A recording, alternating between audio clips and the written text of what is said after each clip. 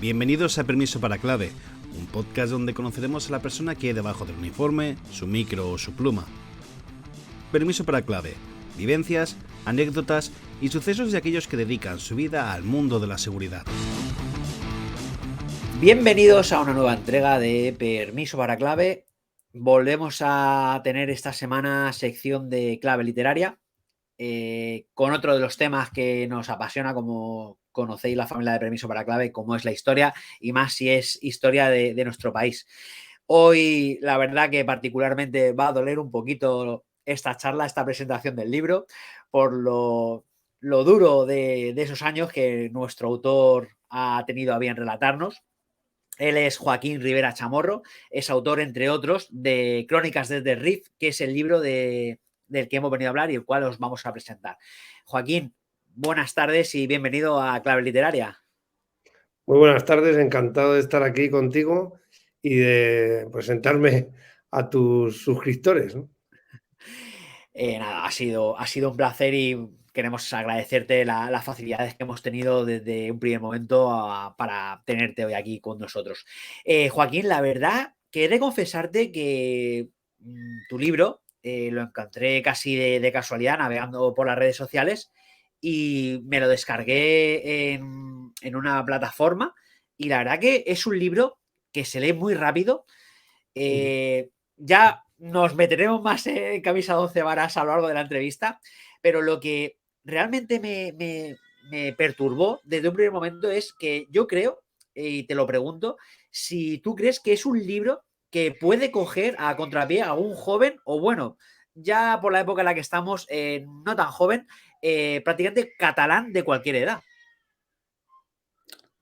Sí, perfectamente. Yo creo que, bueno, catalano de cualquier región de España, ¿no? El libro es cierto que lo protagoniza un catalán, que es tal vez, no es la única, pero es una de las pocas figuras inventadas, porque es una novela histórica. El resto son personajes reales, personajes que además estaban en esos días que se relatan en el libro en África, concretamente en la Comandancia General de Melilla, las inmediaciones de la ciudad de Melilla. Y bueno, pues el libro está basado en hechos reales prácticamente desde el inicio. Sí que para contarlo hay un narrador que es un periodista joven, catalán, hijo de militar, de un suboficial concretamente, y que sirvió a las órdenes del capitán Macià, de Francesc Macià, y a través de una, bueno, pues de una historia del padre en África, en Cuba, que salva al que luego fue el director de la revista Nuevo Mundo, una revista gráfica, la primera revista gráfica importante que tuvo España, le contratan en la revista y ahí, bueno, pues pasa, está en una situación, en una posición muy humilde dentro de los periodistas de la revista y va escalando, ¿no? Bueno, y esta es un poco la historia. Básicamente es una excusa, no una excusa, pero sí es el que nos va a meter dentro de la piel de los soldados que combatían en África, también de los periodistas que cubrían esa información, la diferencia del nivel de vida de un periodista en ese momento que trabajaba para los grandes medios. Tenemos que tener en cuenta que en 1909 lo primero que tenemos que hacernos es ponernos las gafas de la historia y no intentar traspasar o hacer presentismo, ¿no? La historia nunca se puede mirar con presentismo. Claro. Hay que verlo en 1909, donde un periodista estaba en una clase social alta, por regla general, y los que no lo estaban debían disimularlo, ¿no? Como los militares. Se les suponía que trataban con la clase alta, aunque su sueldo no se lo permitía, pero trataban de disimularlo, ¿no? Para ello, pues trataban de hacer matrimonios con mujeres que normalmente eran hijas de adinerados y de esa forma pues vivir de las rentas de las esposas. Ese es el caso de Francesc Macià, por ejemplo, que acabamos de mencionar, que se casa con un general Marca.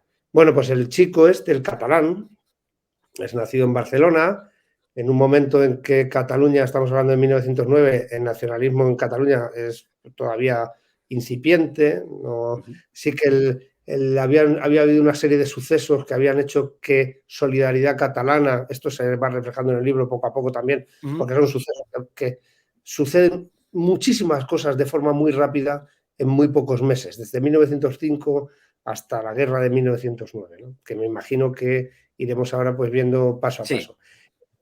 Para hacer un resumen a modo de presentación, es una novela sin grandes pretensiones, escrita un poco... bueno, yo es un tema que estudio mucho, el tema de África, de la historia militar, concretamente el conflicto desde 1909 hasta 1927, que dura prácticamente de forma más o menos ininterrumpida durante 18 años hasta que se pacifica completamente toda la región del Rif y de la Yebala, las dos regiones. Y era una forma de un libro, como tú has dicho, que se lee muy fácil, muy descriptivo, tratando de hacer pedagogía para que nos podamos meter con más facilidad en el pellejo de nuestros abuelos o de nuestros bisabuelos, que tuvieron muchas veces la mala suerte de tener que ir a África a combatir a una guerra que la mayoría de ellos ni entendía, ¿no? Y bueno, se trata de ver un poco las aspiraciones del oficial, cómo era un suboficial o un sargento en aquella época, cómo eran los soldados, de las armas, de dónde venían, del pueblo llano, analfabetos, porque la gente que tenía dinero no hacía el servicio militar. Bueno, todo esto se trata un poco en la novela, ¿no? Sí, la verdad es que el desastre del 98, de 1898, se extendió demasiado en el tiempo, prácticamente hasta mitad del siglo XX, y no, la verdad que no levantamos cabeza. Joaquín, en tu opinión, ¿la conferencia de Algeciras fue un regalo envenenado para España? Bueno, totalmente. Totalmente, porque muchas veces de forma injusta, voy a repetir esta parte, me va a pasar una moto. Estoy en una residencia en Madrid. Sí. Totalmente, porque de forma injusta muchas veces se trata de acusar a los mandatarios de la restauración, de la época de la restauración, de los diferentes gobiernos de esta época, de no habernos retirado de África a pesar de empezar a tener muchas bajas. Realmente España había dejado de ser algo importante a nivel internacional, éramos ya una potencia irrelevante después de la pérdida de las últimas provincias de ultramar en la guerra, que bueno, prácticamente fue una pantomima contra los Estados Unidos, donde se trató más o menos de cubrir el expediente en algo que ya se sabía se iba a perder de antemano, y se trató de minimizar las bajas, porque se podía haber presentado batalla con mucho más energía de lo que se hizo. Y España queda en una situación internacionalmente, como digo, irrelevante. La conferencia de Algeciras va a utilizar a España, fundamentalmente el Reino Unido, que en esos momentos es la gran potencia colonial, para hacer un colchón, lo que ahora diríamos una buffer zone, una zona colchón o una zona que se establece entre dos potencias para que éstas no tengan fricciones, ¿no? En este caso hablamos de Gibraltar, ya todos sabemos la importancia estratégica del Peñón, que está en posesión de él el Reino Unido, y Francia había ocupado Marruecos, Argelia, etcétera. Al principio es una ocupación no del todo colonial, es una especie, el protectorado no va a llegar hasta 1912, pero es una especie de despliegue para apoyar al sultán y que éste pueda disponer de, como no tiene medios suficientes para poder hacer llegar su autoridad, pues se apoya en Francia y en España. Esta es la excusa, como toda la excusa colonial, para que las potencias coloniales se fueran expandiendo, habida cuenta de que la revolución industrial había traído una necesidad de recursos, y el imperialismo nace de esto, ¿no? De la necesidad de adquirir recursos en países en donde en ese momento, bueno, pues debido a la gran diferencia tecnológica de unos y otros, era mucho más fácil llegar y ocupar y decir que te estoy protegiendo y ya está, ¿no? Sí, poner el lacito al de... Claro. Sí, pero te estoy mareando. Porque es un dardo envenenado, como tú dices, ¿no? Efectivamente, totalmente de acuerdo. Porque es un dardo envenenado. Porque evidentemente España va a tener que defender la zona o hacerse notar en la zona que se le va a asignar. En un principio España solamente tenía las ciudades de Ceuta, Melilla, el Peñón de Vélez, el pequeño islote que hay en la bahía de Alhucemas, algún pequeño territorio en Santa Cruz de la Mar Pequeña. Era todo muy pequeños territorios, la mayoría de ellos obtenidos en la Guerra de África de 1859-1860, y el resto del territorio pertenecía al Reino de Marruecos. Es cierto que las tribus que se dan en el norte no eran afines al Reino de Marruecos, son tribus que proceden de los bereberes de la época incluso prerromana, y estas tribus habían evolucionado, concretamente dos zonas, básicamente la zona occidental sería la Yebala, la zona oriental el Rif. Es en el Rif donde están las cábilas más levantiscas. Cábila es tribu, pues son las tribus más levantiscas en un régimen feudal, trabajaban de una forma completamente distinta a cómo se trabaja en Occidente en estos momentos ya, y bueno, pues con una serie de clientelismos entre ellos que hacen que si una cábila ve que el caid, que era el líder de otra cábila, es más fuerte que los españoles, pues directamente combatía con él contra los españoles. Es una forma feudal de liderazgo, ¿no? Esto lo van a conseguir las cábilas más próximas a Melilla, que van a haber amenazado en esa expansión que hace España de principio, bueno, pues su forma de vida y su territorio, y van a atacar a los españoles, ¿no? Esto, ¿por qué es envenenado? Porque evidentemente esto nos va a causar muchísimas bajas. El ejército español, España era pobre y montañosa, y el Rif también era montañoso, con lo cual pues era muy difícil, hacía falta mucha fuerza para poder sostener aquello. Aquello fue un reguero de vidas, de 1909 hasta 1927, que los militares trataron de salvar como pudieron, pero es cierto que había muchas voces para que se hubiera un repliegue. No, el Rif no es una tierra rica donde se puedan extraer grandes materias primas, pero es que España tenía la obligación internacional de estar allí. No podemos ver la historia tampoco como si estuviéramos solos en el mundo. Hay un contexto internacional que nos obliga a veces a tomar decisiones que probablemente en ese momento pues no gustaran, ¿no? No, está claro. La verdad que son los problemas que se encontraron. No llega todavía a ser oficialmente el protectorado español de Marruecos. Una zona abrupta. Muchos, como tú mencionas en el libro, veían un potencial que realmente la zona no lo tenía. Pero bueno, era la excusa. Y quizá, digamos que los militares veían aquello como una especie de resurgir imperial español. Bueno, yo creo que más que resurgir imperial, España, el ejército queda muy, muy tocado después de 1898, porque se le acusa directamente del desastre. Sobre todo lo van a acusar los que más pierden con la caída de Cuba, Puerto Rico, Filipinas y la isla de Guam, que son los territorios que cedemos a Estados Unidos. Aunque, bueno, Cuba se supone que queda independiente, pero van a quedar dentro del paraguas de los Estados Unidos. De hecho, Filipinas incluso pertenecería a Estados Unidos prácticamente hasta la Segunda Guerra Mundial, ¿no? La pérdida de estos territorios hace que la burguesía industrial más importante de España, que era la burguesía catalana, pierda gran parte de sus intereses, que eran los cubanos, ¿no? España tenía un mercado cautivo por el que los tejidos catalanes se vendían en Cuba a buen precio, y los cubanos tenían la obligación de comprar los tejidos catalanes por el proteccionismo, que es algo que en España se ha dado prácticamente desde el siglo XVIII y no tuvo fin hasta hace bien poco, relativamente poco.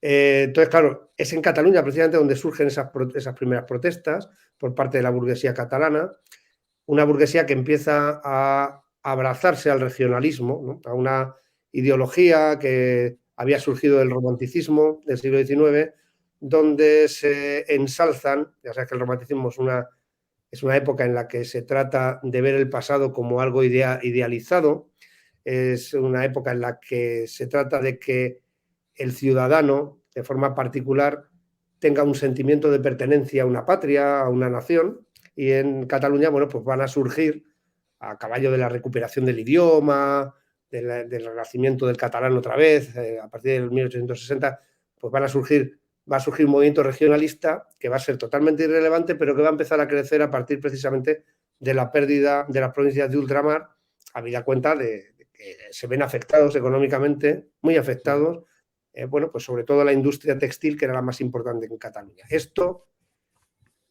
van a irse desencadenando una serie de sucesos muy importantes. Se va a acusar, como digo, al ejército de esta pérdida, haciendo publicaciones satíricas constantemente. Ellos tienen el orgullo totalmente herido. Además, se da la circunstancia de que se había creado un montón de oficiales.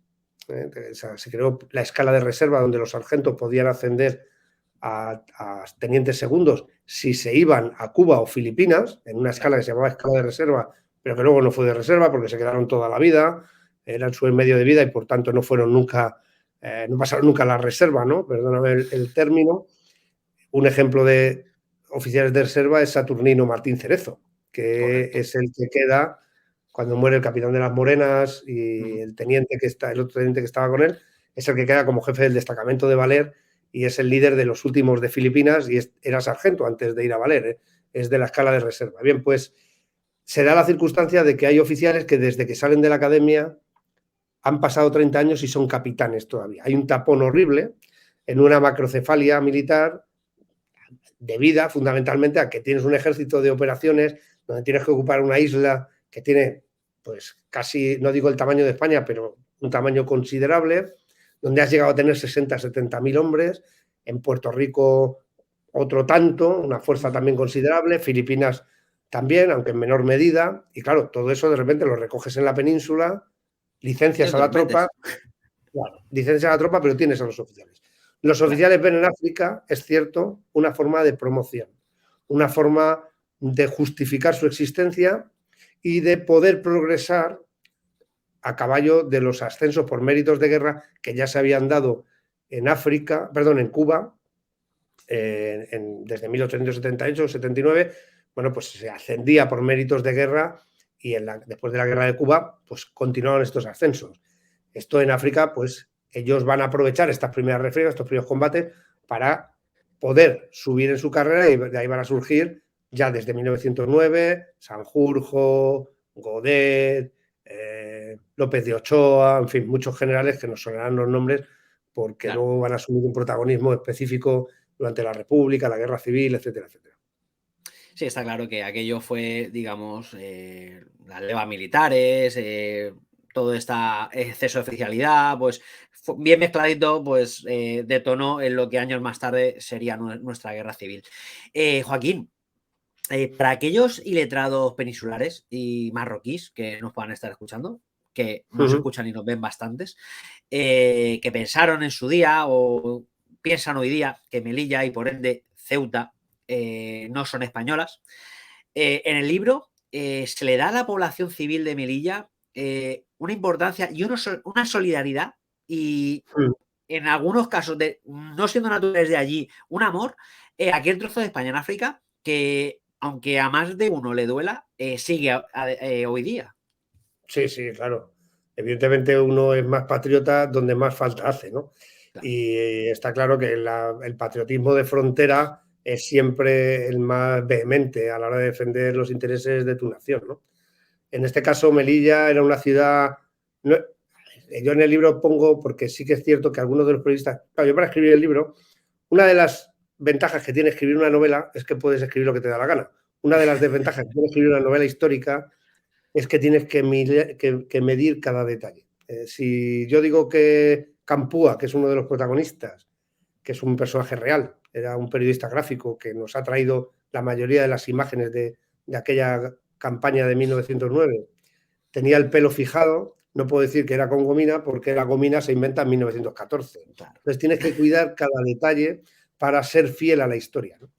El Café del Cabo que aparece donde se reunían los periodistas existía de verdad. Para eso he leído las crónicas de todos ellos en esos días, porque ellos mandaban crónicas donde también hablaban de su vida cotidiana en Melilla y donde hablaban y describían cómo era el teatro, cómo era... Todo eso yo lo he recogido, explicado de una manera que el que lo lee, aparte con muchísimas fotografías de Melilla de ese momento, para cada rincón, cada esquina se describe... a caballo, bueno, es Jaime Tour el que lo describe, que era el periodista de Melilla, el presidente del casino, pero trato de ser fiel a cómo era la ciudad en ese momento, ¿no? Y era una ciudad rica, era una ciudad con respecto al resto de la península, al resto de España, donde, bueno, pues estaba más avanzada, donde había una emigración y donde efectivamente hay una solidaridad porque entienden que los soldados que están allí están defendiendo en realidad la ciudad de Melilla. Y cuando empieza a haber heridos y empieza a haber cadáveres, ellos son los primeros que con sus propios vehículos, en esos momentos carros, la mayoría por caballos, van llevando a estos heridos al hospital, a los diferentes barracones, a los acuartelamientos, a las posiciones, y claro, forman parte de la defensa de la ciudad, ¿no? Se refleja, claro, porque es importante, yo creo que he tratado de que se viera también la convivencia de judíos, musulmanes que existía en este momento, cómo iban los rifeños vestidos.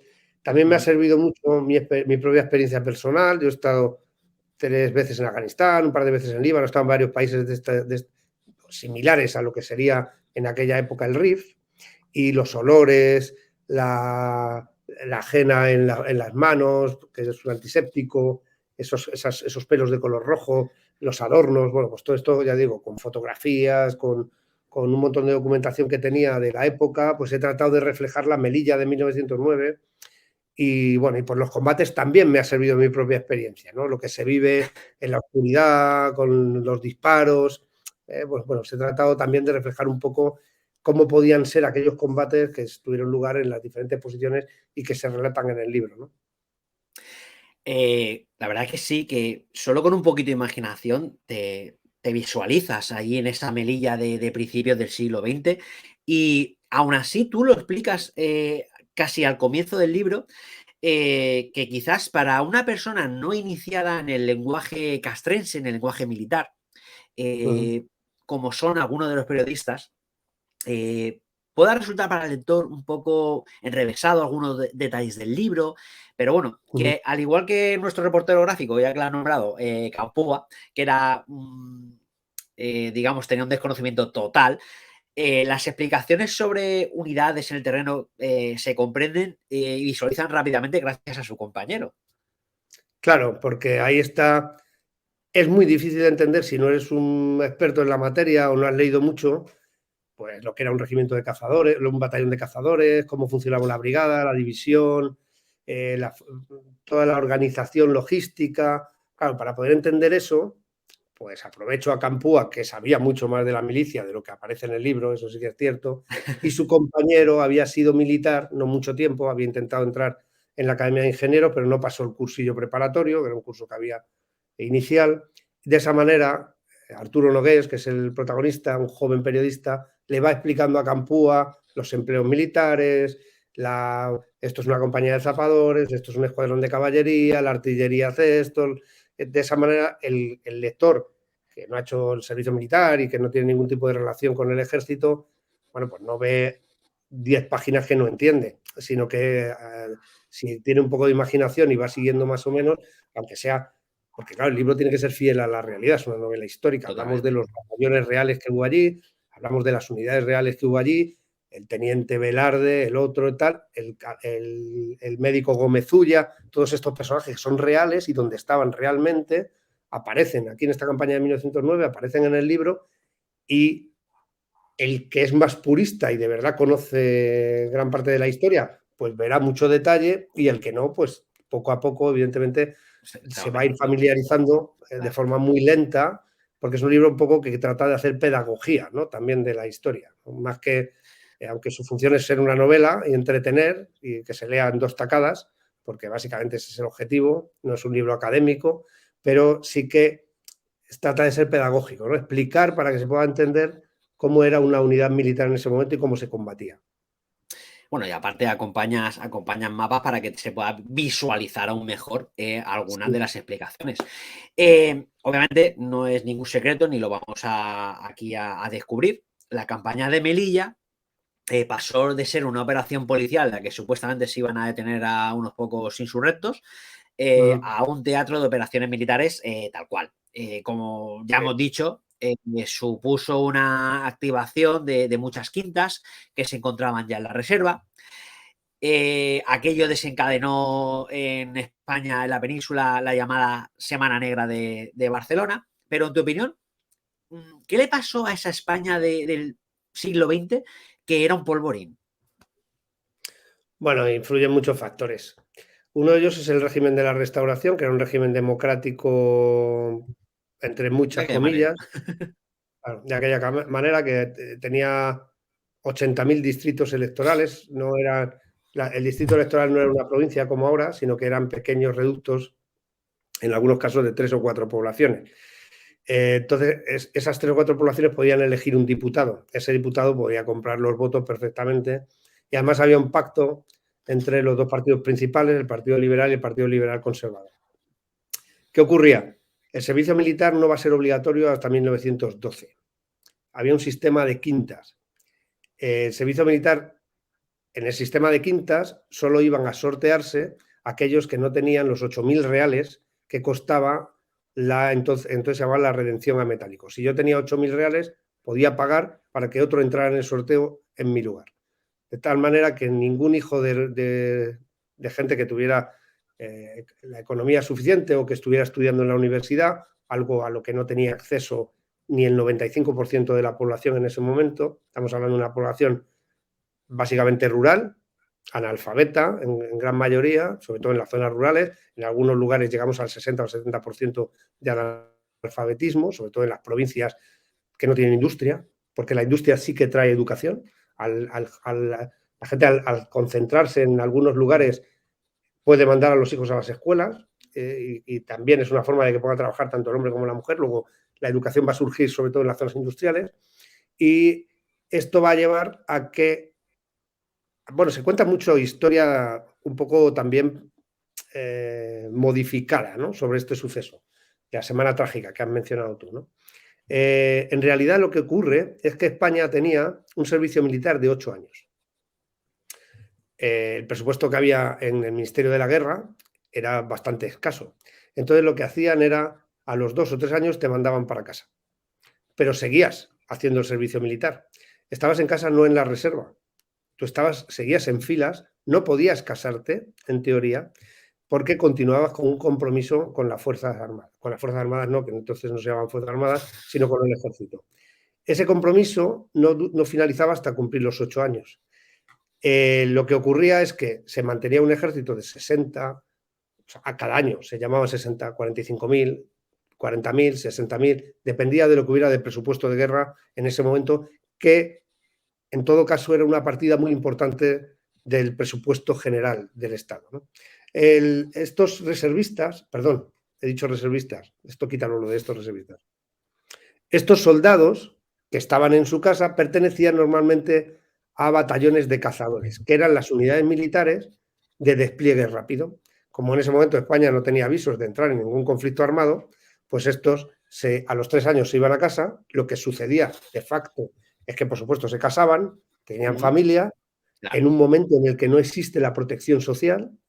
Luego yo me voy al paro y no cobro paro, luego yo me voy a la guerra y mi mujer se queda totalmente en la indigencia porque no recibe ningún tipo de recurso, y si tengo hijos, pues tampoco. Claro, los batallones de cazadores normalmente tenían a los cuadros de mando, porque hemos dicho que sobraban cuadros de mando, los cuadros de mando estaban completos y tenían un 20 o un 30% de la plantilla. El resto estaban listados en compañías y batallones, había que llamarlos a filas, por eso la movilización va a ser muy rápida, porque ellos seguían perteneciendo al cuartel y de hecho iban de forma regular al cuartel a renovar las cartillas y a hacer revistas de comisario una vez al mes, y se les llama, van con su uniforme, se les da su fusil, en teoría tenían la formación militar más o menos justa que habían recibido durante los 2 o 3 años que sí que habían estado como presentes. Y claro, cuando se les llama, en los cuarteles empiezan a golparse en las puertas de los cuarteles mujeres con niños y ancianos, que normalmente eran los padres o los abuelos de estos hombres y que vivían de ellos, porque no había un servicio de protección social una vez que te jubilabas, sino que vivías de tus propios hijos, ¿no?, de lo que ganaban tus propios hijos. Claro, la catástrofe desde un punto de vista social es total. A eso se van a aprovechar algunos grupos anarquistas, también grupos republicanos que en ese momento estaban liderados por Alejandro Lerroux. Bueno, no se sabe muy bien exactamente cuántos y cómo, varios grupos, y van a empezar a hacer una serie de revueltas quemando iglesias, etcétera, etcétera. Las primeras revueltas, las primeras protestas empiezan en el puerto cuando claman que no se lleven a los soldados a la guerra, ¿no? Aquí pueden leer historiadores nacionalistas diciendo que el gobierno quiso castigar a Cataluña llevando primero a los catalanes. No, había 3 brigadas de cazadores, cada brigada tenía 7 batallones, una en Barcelona, otra, ahí estaban las sedes del cuartel general de la brigada, ¿no? Una estaba en Barcelona, otra estaba en Madrid y otra estaba en Sevilla. ¿Por qué se moviliza primero la de Barcelona? Pues porque era la que estaba al lado del puerto. La de Madrid llega 2 o 3 días después y luego la de Andalucía otros 4 o 5 días después, porque son los mismos barcos los que luego vienen a por ellos. Entonces, yo cojo a los de Barcelona, los llevo a Melilla, voy a Málaga, recojo a los de Madrid que han bajado en tren desde Madrid hasta Málaga, los llevo allí y todo va a ser en días sucesivos prácticamente. Luego, no es cierto en absoluto que se movilice antes a los catalanes, ni nada por el estilo, ni que se movilice un tanto por ciento. Cuestión de logística. Efectivamente, se hace mucha sangre con este tema y realmente lo que sucede es esto. No estaban en la reserva, pero es cierto que ellos, pues claro, con el tiempo pensaban que nunca más iban a volver, se casaban, tenían trabajo, claro. Y esto es un destrozo, claro, económico y familiar. Y social, por supuesto. Claro. Joaquín, nuestro protagonista, Eduardo Nogués, Arturo. encontró... Perdón, efectivamente, Arturo Nogués. La pregunta si lo vas a editar. ¿Es Arturo o Eduardo? Arturo Nogués. Arturo, vale. Sigo.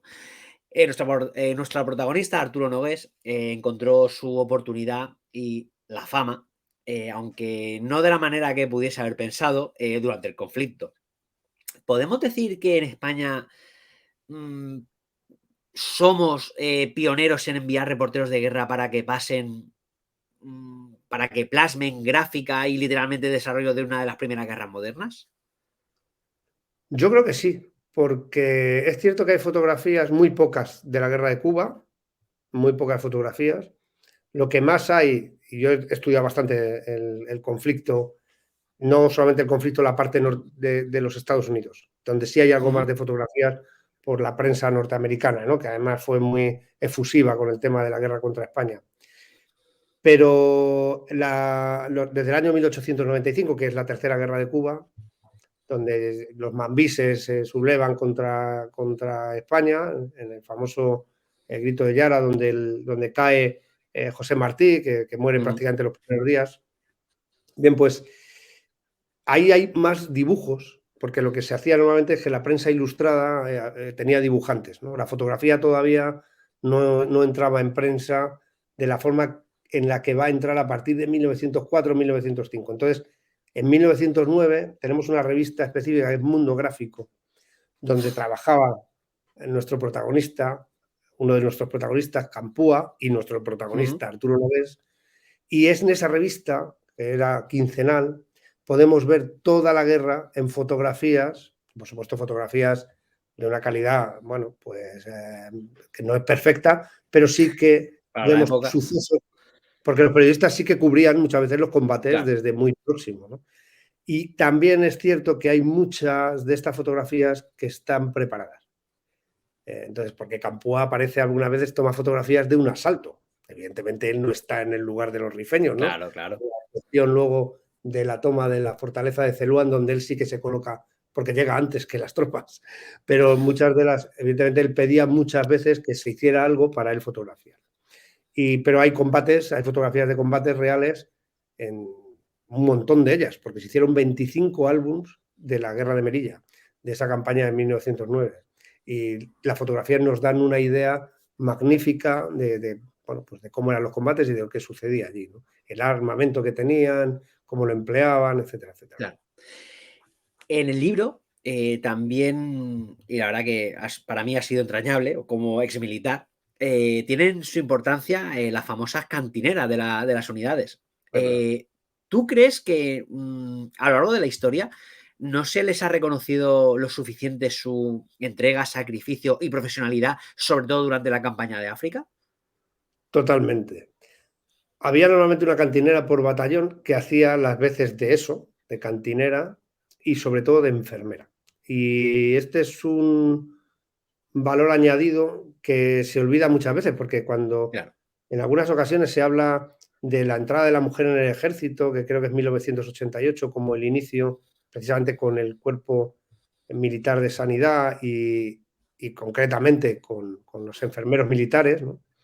Realmente hubo enfermeras, bueno, aparte de religiosas que llevan desde el siglo XVIII acompañando a las tropas, haciendo labores de enfermería, estas cantineras vestían ya el uniforme.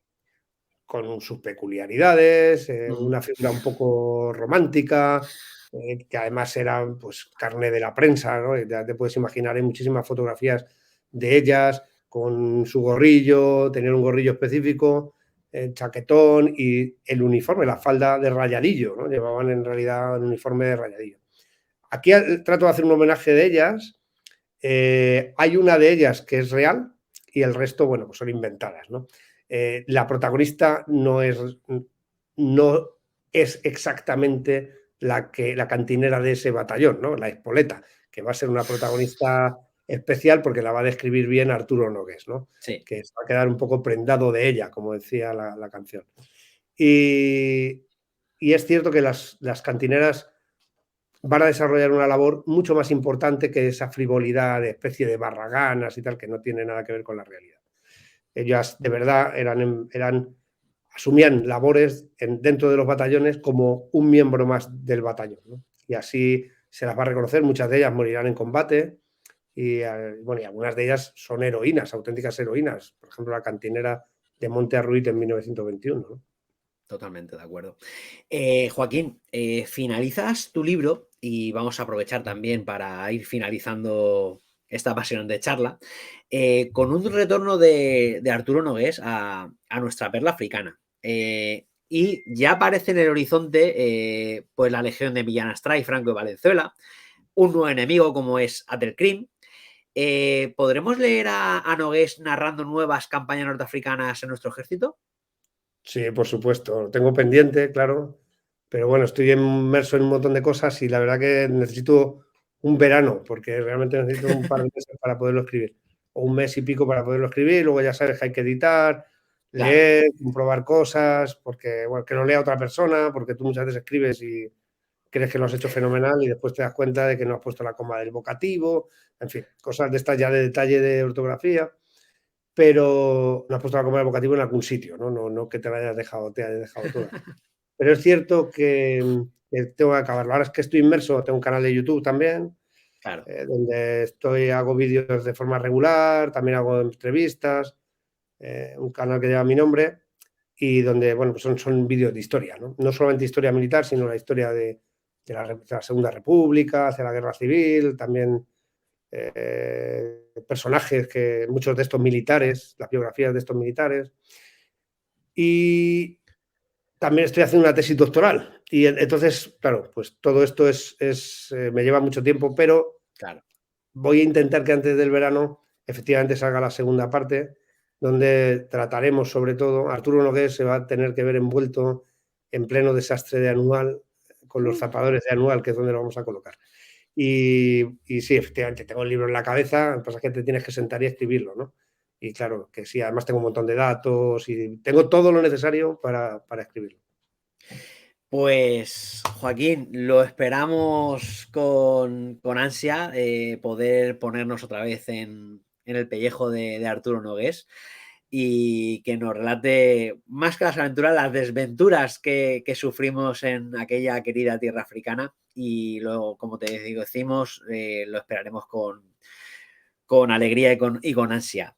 Joaquín Rivera Chamorro, autor de Crónicas de Terriz, ha sido un auténtico placer esta lección de historia que nos acabas de dar y quedas invitado automáticamente para presentarnos cuando quieras tu próximo libro. Un placer y hasta la próxima, amigo. Muy bien, pues muchísimas gracias, encantado de haber hablado contigo. A veces el poder charlar en un sitio de forma sosegada, distendida y con silencios, que ya no hay silencios, sobre todo en los medios de comunicación, en los grandes medios de comunicación, donde la gente se dedica a chillarse unos a otros, ¿no? El poder hablar de forma totalmente normal y distendida y explicar las cosas y tener tiempo para explicarlas, pues siempre es un lujo y un placer, ¿no? Así que yo encantado de estar aquí, vendré todas las veces que quieras y te invitaré para que vengas a mi canal y me hagas la vuelta, por supuesto. Y así presentes Cuando quieras.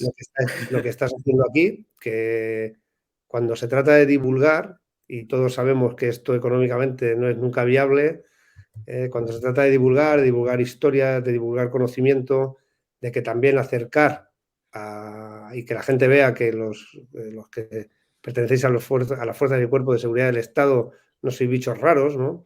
O no son bichos raros, y tampoco los militares, y que, bueno, que somos gente normal y que hacemos muchas cosas, ¿no? Así que yo creo que tener un canal así es un lujo y tienes que venir a presentarlo al mío para explicar qué es lo que te dedicas. Muchísimas gracias. Pues será un placer, Joaquín, devolverte la visita y como hemos comentado, aquí tienes tu casa para cuando quieras. Pues muchas gracias. Nos vemos en el siguiente. Un placer. Hasta la próxima.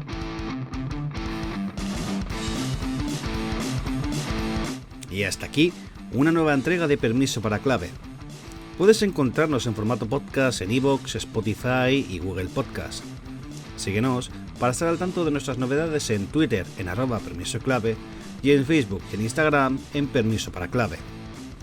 Si quieres participar y comentar más activamente, la comunidad de Telegram de Permiso para Clave es tu sitio, así que ya sabes, únete.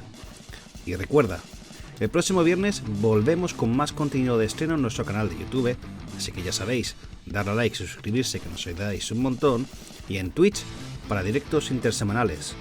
Y como siempre decimos, buen servicio a todos y cuidado ahí fuera.